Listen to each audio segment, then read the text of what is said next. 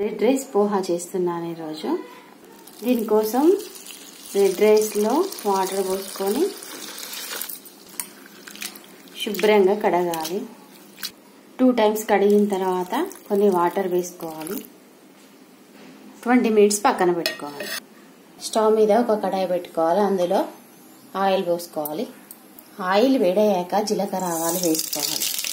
అవి చిటపటలాడుతుండగానే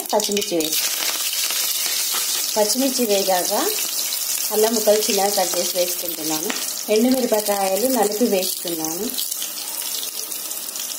కొంచెం కరివేపాకు, కొంచెం పసుపు కూడా వేసుకోవాలి.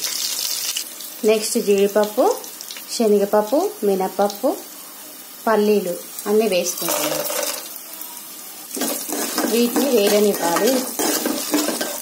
తగినంత సాల్ట్ కూడా వేసుకోవాలి. ఇవి వేగిపోతున్నాయి. కొంచెం కొత్తిమీర కూడా వేస్తున్నా. కొత్తిమీర వేసుకొని కలుపుకోవాలి. 20 మినిట్స్ నానినాయి కదా, ఇలా నానబెట్టుకున్న పోహాని పోపులో వేసుకొని కలుపుకోవాలి. దీన్ని చక్కగా కలుపుకోవాలి. వేగనివ్వాలి. కాస్త కొంచెం నిమ్మరసం కూడా పిండుతున్నాను. ఓ 2 నిమిషాలు స్టవ్ మీదనే ఉంచుకోవాలి.